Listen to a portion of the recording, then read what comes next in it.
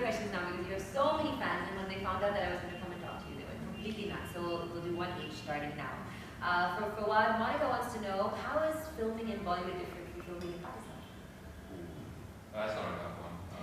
For me, at least, because I've been in the recent years acting in television where I have not been doing film in Pakistan. So the second wave of the second rebirth of cinema in Pakistan, there's been a lot of material coming out. A lot of young filmmakers who's just like joining the hopping on the train. And here, I think it's an established industry, it's been there for 100 years. When I go back, obviously I know that I'll be able to draw comparisons more easily. But this much I can say that there's truckloads of experience here when it comes to making film, especially when it's happening in so many regions. And now it's crossing over. It's like spilling over into each region. Bollywood is, I think, spilling over into Hollywood, Hollywood, and all of them. all the words. Bollywood too. Yeah. Big.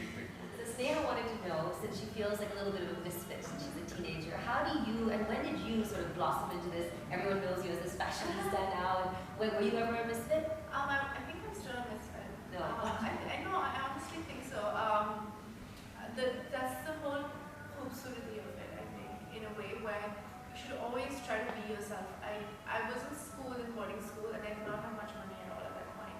And everybody was, I was in private school, so everybody was really affluent, and they used to, spend a lot of money on clothes. And I wanted to look good as well, so I started, experimenting and buying things in Singapore, like experimental Chinese designers and stuff like that. And then my sister went to New York to study, and that's when both of us discovered vintage clothes and old clothes.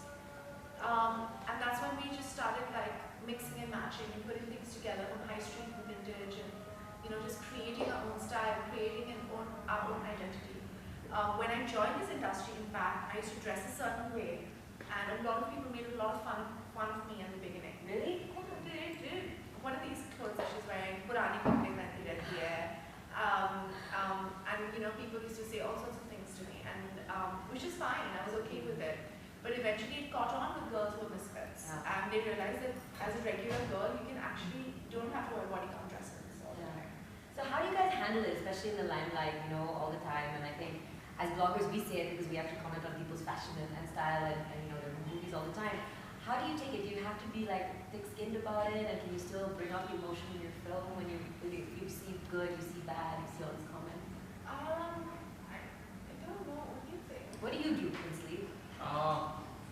One thing for sure, I think that we should distance ourselves from such comments. Because obviously, You were just telling me this actually. Do you read the news about yourself? Like, do you Google yourself? Not really. I'll be very honest. The reason is because I know that if I do start, scratching the surface, there'll be much more to dig into. There will always be, a lot of people who do put out pointless criticism. I'm all for positive criticism, and I think I'm my best critic. And the biggest sign of that is whenever I see a performance of mine, which is cringeworthy, I do automatically put it. And I think that is an automatic reaction to something that I see is completely off. It could be anything. You don't realize that usually as actors, we actually heavily criticize ourselves way more than anyone else would. So it's not that we're already hard on ourselves, and these kind of things kind of validate some of the stuff they say. So it could be hurtful. I remember I've never kind of seen I never see myself on like this thing. I can follow you guys on Twitter and stuff like that. So a couple of blogs I follow who are mostly positive. You guys are not unnecessarily nasty about things, which is very nice. Like for example, I know that my manager at one point said that you need to have a Google alert on your phone whenever there's something about you, because we want you to be aware of what's there. In case somebody asks you something about it. And I was just like, okay, fine, whatever. And I said no, because I've never had it, but I'm not aware. So one day I realized that it was I was so stressed after having that. I was constantly anxious, and constantly I was only second guessing myself about everything. I immediately turned it off. It took me like 4 days to do it, and you don't realize that there's so much information out there which is unnecessary, and you don't need that that kind of negativity. So you kind of try to avoid it and just focus on the positive instead of the negative. And like Fawad said, we as actors are our biggest critics. Yeah. So instead of trying to figure what other people are saying, we should just try to improve ourselves. So we shouldn't get affected by haters, because eventually, they cannot be in our position and work the way we work and do what we do. Yeah. But at the same time, they don't even enjoy the privileges that we do either. Yeah. So nobody can be in anybody's position. So we need to just live life the way we really do. Actually, In short, I think we're doing our job we're doing your job for you. So you don't need to, go They and hate us. do Don't hate us. We hate ourselves. Oh. I love Yeah. myself. I love myself. But we criticize ourselves. Yeah. but actually, I read this really great quote once that says the opposite of love is not hate, it's indifference. So Yeah. that means you're still there. Yeah, I know. Right? Haters are the biggest Yeah. fans. For Yeah, sure. absolutely. So I want to, everybody always wants to know, so, do you get together with your dad and watch your film the first time it comes out? Because I know he's such a big supporter and he's Yeah. probably taught you so many things. What's the one thing lesson that he taught you about acting that you always remember? I don't. My dad is.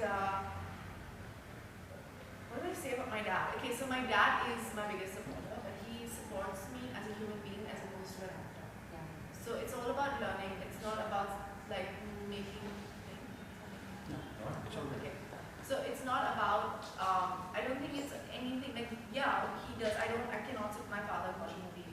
I cannot do that. I cannot see my own film with him. He has seen the films on his own, and 90% of the time he's enjoying my performance.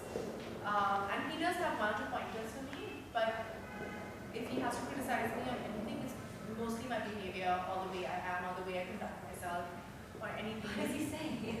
No, nothing. Like in general, that maybe, like the one thing that my father always told me was to always be professional and treat everybody as an equal. I have never, whether it's a